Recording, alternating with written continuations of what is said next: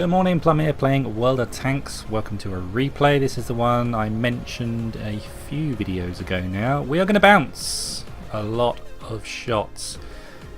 This tank is apparently made of adamantium or something. This is the T28 and this is Phiblit. He's platooned up with Ghastly Smile. That's a nice shot. 387. How was that roll compared with the average for this gun? Oh, that's not bad actually, yeah. 400. 248 penetration, gets another penetrating hit into the IS-3. Now he's platooned up with his buddy Ghastly Smile. I've mentioned that name before. You don't forget a name like that. Maybe they were platooned together before in another match. So we're going to bounce a lot in this little tank. I've not played T28. I'd almost call it rare. I don't know. I don't see them very often in the game. You see a lot of T28 prototypes, and I think maybe people give up. They just despair at the speed and the manoeuvrability, which is, has it been buffed or is it being buffed? One or the other. To make this tank more relevant in the game as it is today, because the game today is a lot faster paced than it was a couple of years ago. We've got some screamingly fast tanks. Auto-loaders abound all over the place, which really has affected the balance of the game. There's my doorbell, I'm just going to pause it.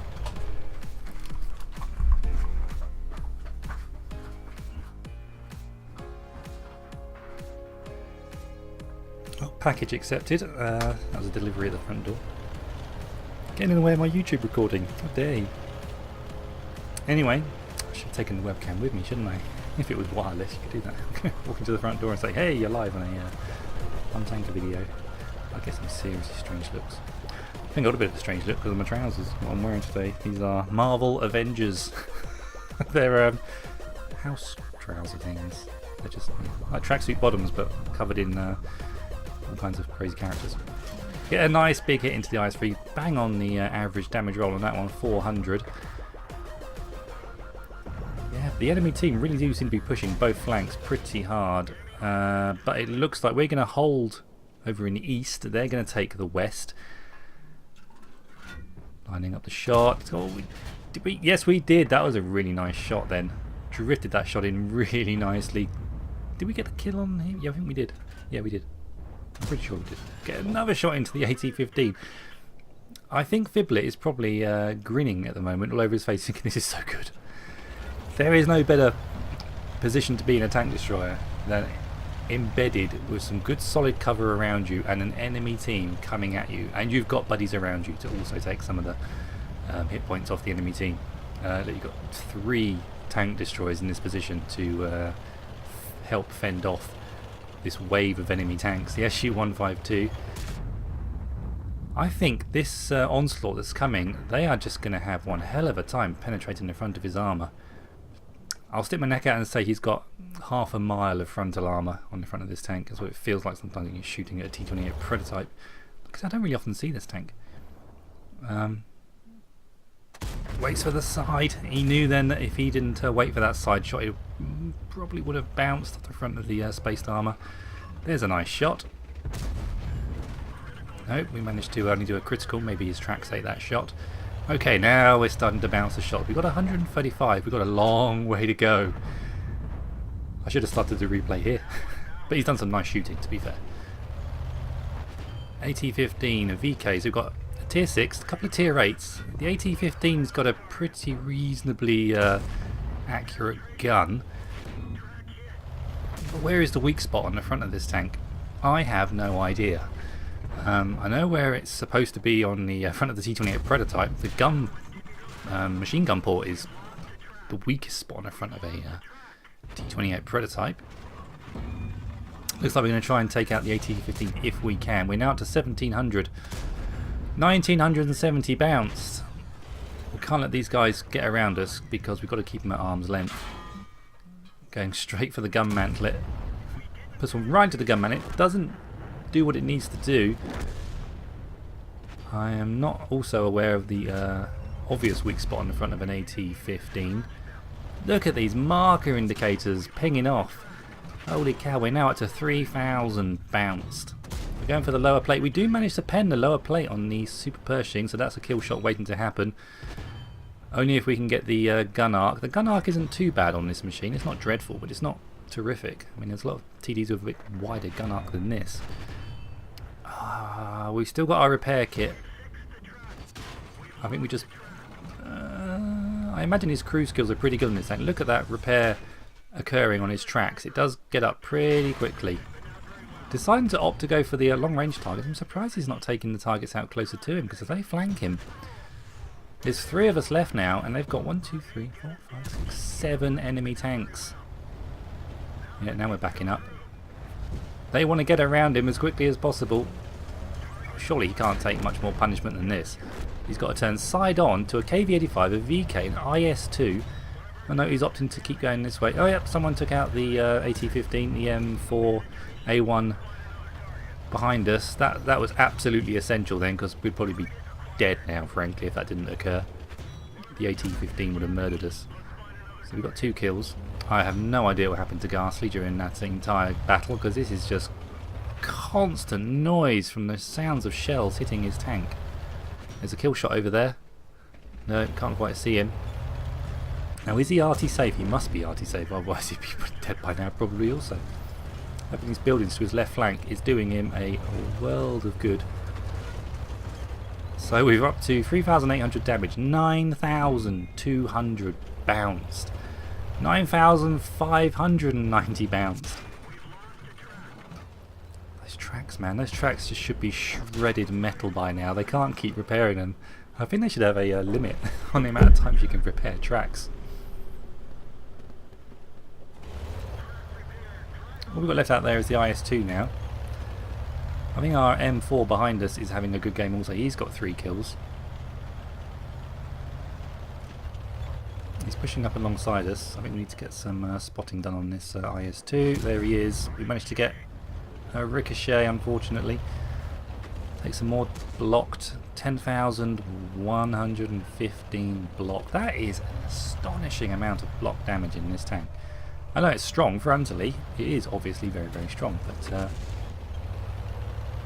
it's almost like he's gone into a training room to get that kind of damage done normally. You go into a training room, set it up, get your buddies in there, just all shoot at the front of it for a while. That'd be the only way I could conceivably do 10,000 bounce damage. It's never happened to me. I don't think I have any super well armoured machines like this. I suppose like the 85, the tier 5 TD, I've had a couple of good games in that where it's been bouncing a lot. Phiblit's very modestly, thank you. You're welcome for the carry team. Is he going to come top? Probably. Okay, all they've got left now is the artillery. I don't think we're going to bounce anymore. 10,115. Jeez, that is a lot. He's noticed. He noticed in chat. So now we've just got to... well, no, I'm going to speed this up because we've got to find that artillery or let the counter tick down.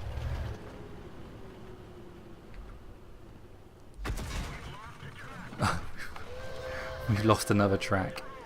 I think he knows we're here. He might even get another chance to shoot us. Are we going to survive this battle? Lorraine's pushing up. Oh, we've got some weird juddery thing going on. We're not going to get a kill shot on that guy unless the Lorraine can one-shot him. Can he? Oh no, the GW Panther fights back and actually heals our Lorraine. And that's the end of the match. They couldn't pull it out. Right, let's take a look at his post-game stats. And I'll show you the mug I've been drinking my tea out of because it's interesting.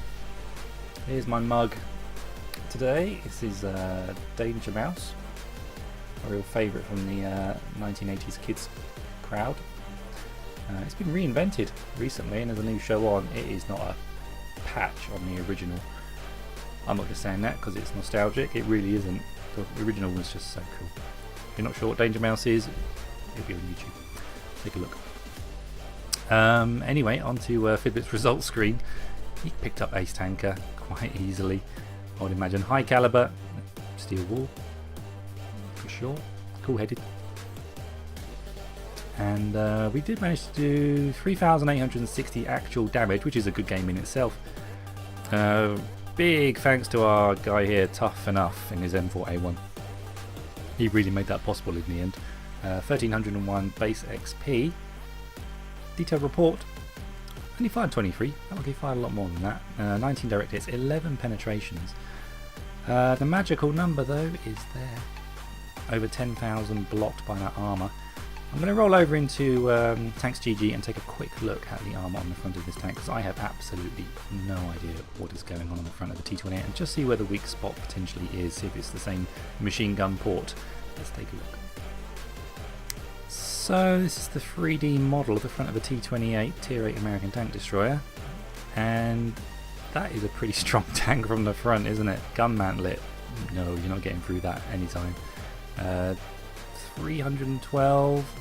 There are some odd numbers blipping up here and there. 203. What happens to the angle there? It does flatten out a little bit there compared to a little bit of a curve going on here. So 203 on those little bits either side of the gun. 1485. Is that some kind of record in the game? Potentially these commander's hatches on top. Viewing ports. I think maybe that's your best bet at the front of one of these. I mean, if you're sat back from one, it's a bit of a small target and it is a bit curvy, to be fair. Lower plate? No, don't even try the lower plate. See, unlike the T28 prototype, which I'll show you in a second, this doesn't have an obvious weak spot. I mean, 200mm of armour is still pretty darn thick. But there are guns in the game that will go through the front of that. If you can hit it, you've only got to dink up a little bit and suddenly you're up to 300, 274. So maybe your best chance for reliably penning it, if you've got the pen, is the angled front plate here. Angles this thing, shoot it in the butt. Now let's take a quick look at the T28 prototype, the one I'm always shooting at and having trouble with. Browse tanks, buy list. I'm sure there's probably a quicker way of doing this, but T28 prototype. 3D model. On the front of this machine, in case you're wondering which one it is, if you're not sure, it's that one. It's an absolute pain in the butt on the battlefield. Yeah, this here, this machine gun port, 152mm, pretty small, but look at that, 329, 216, 287, 300, 192. So those cheeks, they're well angled though. Look at them. Just as like to get a ricochet off those. Around the gun mantlet, even these hatches. Hatches are a no-no. It really is. That's your best chance. That machine gun port. It's a shame the T28 doesn't. Anyway, we'll finish off on his results screen. Cracking game there. Absolutely a joy when you're sat in one of those well-armoured machines, and that happens. You get this onslaught of machines coming at you, and you just get the lovely sound effects of bounce, bounce, bounce, and all the little black indicators flashing up on the screen. It really is nice. Thanks for sending that one in, Phiblit. Happy to show it. It's Wednesday today, so tomorrow's Thursday. So tomorrow evening is what is turning into regular live streaming evening for the channel. I did do a test live stream yesterday. That is on the channel. If you look in the little on my homepage, just scroll down a bit, you'll see it under recent live streams. That was half an hour long. You can see me looking a bit gormless for the first minute, wondering if it's even broadcasting, and then actually figuring out, oh, yeah, you are actually live on the internet, and then it actually plays up like a normal live stream after that. So I will be doing some of my own live streams, but tomorrow night is Rich's live stream over on his channel. I'll do a little post on a video tomorrow afternoon or early evening, reminding everyone that that's happening tomorrow evening. Normally it's 9 o'clock or 9:30. I think Rich makes his mind up on the day, depends how busy he is. And Al is back this week, so there'll be 3 of us. And then maybe next week I might actually do one of my live streams. I'm not sure on the format of that yet, or what day or what time, or who's going to be on it. I don't know. I've got some more things to work out that I want to do on the presentation front for my live stream. Anyway, that's all coming up on Plum Tanker's YouTube channel. So thanks for watching, everyone. Kaida Pow, and I'll play Wood Tanks again soon. Take care. Bye bye.